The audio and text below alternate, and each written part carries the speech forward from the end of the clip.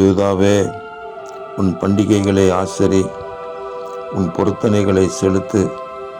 துஷ்டன் இனி உன் வழியாய் கடந்து வருவதில்லை.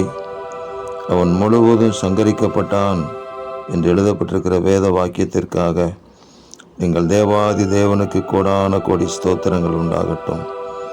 சமாதான சுவிசேஷத்தை அறிவிக்கிறவர்கள், சமாதான சுவிசேஷத்தை விசுவாசிக்கிறவர்கள் எல்லாருடைய வாழ்க்கையிலும் தேவனுடைய வல்லமை மகிமை வெளிப்படட்டும்.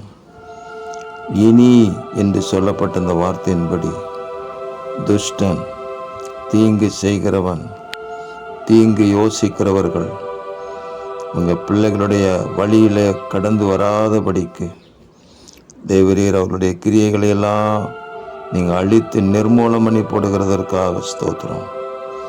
என் ஜனம் ஒருபோது வெட்கப்பட்டு போவது இல்லை என்று சொன்னீங்களே.